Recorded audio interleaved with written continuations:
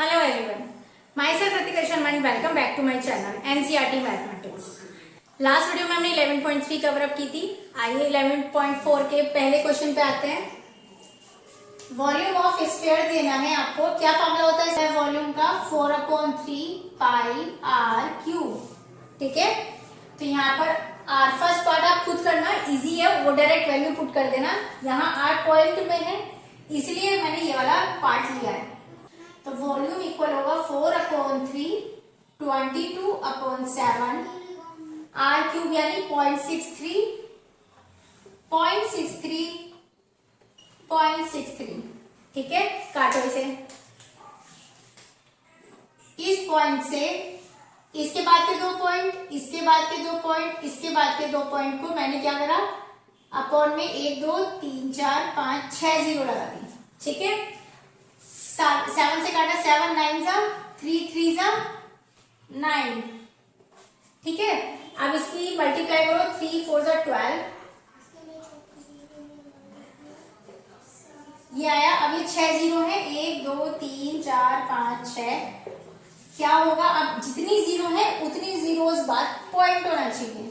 तो ये हो जाएगा 2 6 4 ऑलरेडी है, तो ये हो गया मीटर क्यूब। ठीक है, अगले पार्ट पे आइए। Find amount of water. Amount of water का समझ जाना मतलब वॉल्यूम निकालना है। सॉलिड स्फेरिकल शेप है। फर्स्ट पार्ट इजी है, सेकंड पार्ट में करा रही हूं। डायामीटर है ये, तो ये रेडियस कितनी होगी इसकी? 0.21/2, इतना ही रहने देते हैं। अभी v इक्वल होगा 4/3 पाई आर क्यूब। 0.21/2, 0.21/2, 0.21/2। ठीक है, इसे इरेज कर दूं मैं जिससे मेरे पास थोड़ा स्पेस हो जाए। ठीक है, अब इसे काटिए। पहले वही काम करते हैं, सेम। 2 जीरो बढ़ा दी, 2 जीरो बढ़ा दी, 2 जीरो बढ़ा दी। 7 से 3 टाइम्स और 3 से 3 गया। ठीक है, और 2 से ये गया 1 टाइम।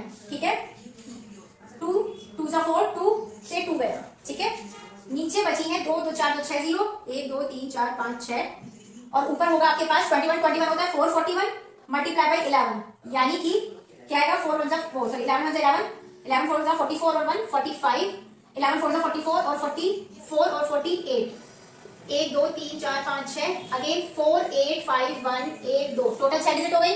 पॉइंट लगा दिया। ठीक है, क्या गया ये? Metre cube. डायामीटर दे रखा है, मेटेलिक बॉल है, कोई बॉल यानी स्फेरिकल शेप है। डायामीटर हमें इतना दिया हुआ है, दैट मीन्स d इक्वल हो गया 4.2 centimetre, implies that r equal हुआ 2 2 जा 4, 2 1 जा 1 सेंटीमीटर। ठीक है, अभी पूछा है हमसे मास ऑफ द बॉल बताना है। अगर डेंसिटी, मैटर की जो डेंसिटी है वो इतनी दे रखी है, मास निकालना है, पर वॉल्यूम का कहीं जिक्र नहीं है, तो आपको इतना पता होना चाहिए, मास इक्वल होता है डेंसिटी इनटू वॉल्यूम। हमें मास फाइंड आउट करना है, डेंसिटी हमें दी हुई है, वॉल्यूम भी निकालना ही पड़ेगा, तभी फॉर्मूले में वैल्यू पुट करोगे। मास का मतलब क्या होता है? वेट होता है, वेट, कि बॉल का वेट आपको निकालना है उसकी डेंसिटी और वॉल्यूम से, उसकी मल्टीप्लाई करके। लाइक दैट वॉल्यूम क्या होता है भाई? स्फीयर का वॉल्यूम ऑफ बॉल या स्फीयर जो भी है 4/3 पाई आर क्यूब, यानी 4/3 22/7। आर कितने है हमारे पास? 2.1, 2.1, 2.1, 2.1। अब आप सोचोगे अपॉन अपॉन अपॉन क्यों लगाया? वही सेम चीज, पॉइंट गायब 0, पॉइंट गायब 0, पॉइंट गायब 0। ठीक है, काटिए इसे।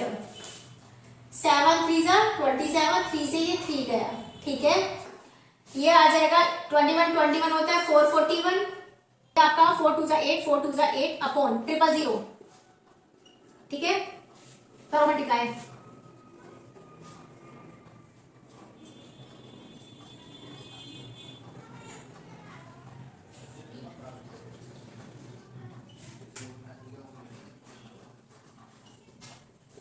अब क्या है इसका, 3 डिजिट छोड़ के ये कर दो, यानी 38.808 सेंटीमीटर क्यूब। ठीक है, वॉल्यूम तो आ गया, मास कैसे निकलेगा, दैट मास इक्वल डेंसिटी कितनी है 8.9 मल्टीप्लाई 38.808, जो आप इसको खुद करना, आंसर आपके सामने होगा। ठीक है, इस तरह का क्वेश्चन हमने शायद लास्ट एक्सरसाइज में किया हुआ है शायद। डायमीटर ऑफ मून, जो डायमीटर है मून का अप्रोक्सीमेटली 1/4 है डायमीटर ऑफ अर्थ के, यानी कि डायमीटर ऑफ मून कितना है 1/4 ऑफ डायमीटर ऑफ अर्थ। इतना समझ में आया।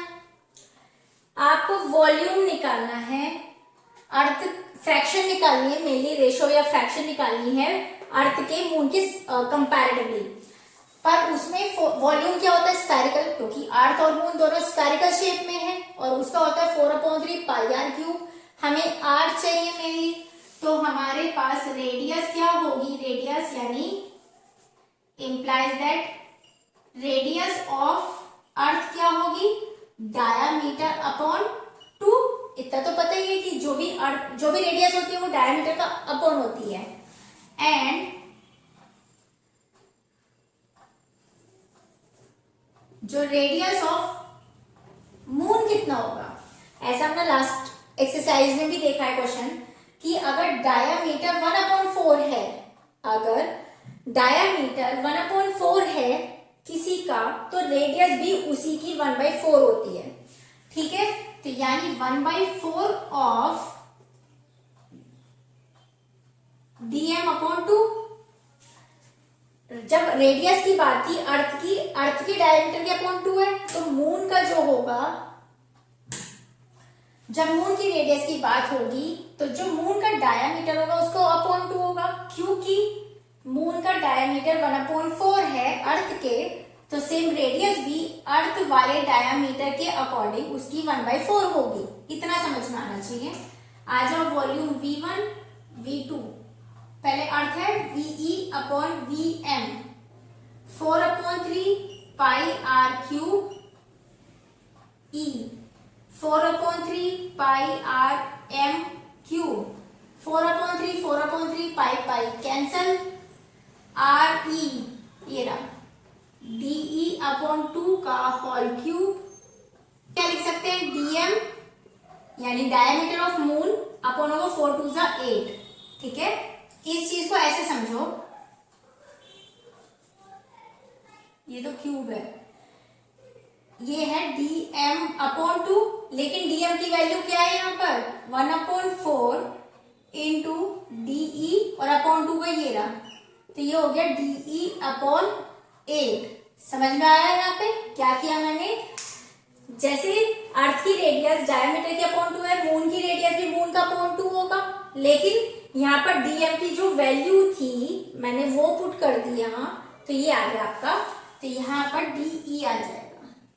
ठीक है, यानी RM की जगह DE/8 आ जाएगा। तो इस DE क्यूब से DE क्यूब कट गया, क्या बचा, इसे ऊपर ले जाओ, 8 का क्यूब होता है 512, 2 का क्यूब होता है 8, तो यहाँ आ जाएगा आपका 8 6 48 8 32, यानी कि 64:1। ठीक है, यहाँ पे बताना है how many litres of milk can a hemisphere bowl, hemispherical यानी कि आधा बाउल जो होता है, यानी कि ऐसे वाला हाफ, इस बाउल में कितना लीटर दूध आ सकता है, हेमिस्फेरिकल शेप है इसकी, डायमीटर दिया हुआ यानी कि R कितना होगा 10.5/2 सेंटीमीटर। ठीक है, यानी जो भी हमारा आंसर आएगा वॉल्यूम निकालना है सेंटीमीटर क्यूब में आएगा, लेकिन वो लीटर में चेंज करना है फिर।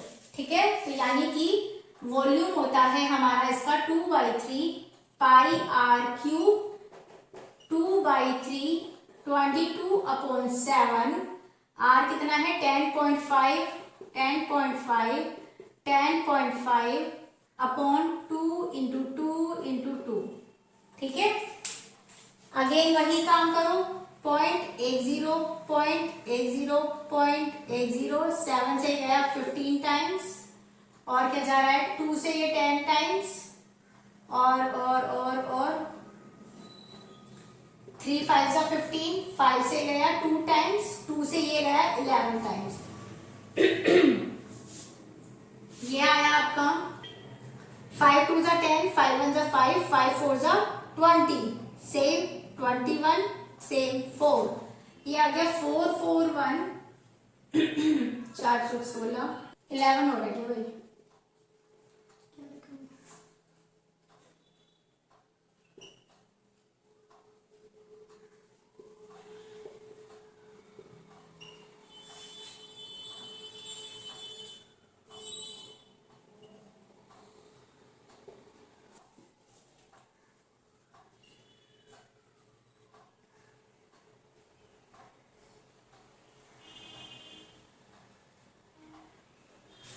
ऑलमोस्ट इतना आ रहा है, देखना पॉइंट के बाद में ये आ रहा है, पर ये आया हमारा सेंटीमीटर क्यूब में। ठीक है, हमें चाहिए लीटर में। हमें भी पता है 1 लीटर इक्वल होता है 1000 सेंटीमीटर क्यूब। क्योंकि मुझे लीटर में कन्वर्ट करना है तो 303.1675 अपॉन 1000, ये 0.3 कदम आगे लग जाएगी, यानी 0.30316 एंड सो ऑन। ये हो जाएगा लीटर, इतना आ जाएगा। ठीक है, आज के लिए इतना ही रहने देते हैं इस वीडियो में। जो बाकी के क्वेश्चंस रह गए हैं वो नेक्स्ट वीडियो में कवर अप करेंगे। तब तक के लिए बाय।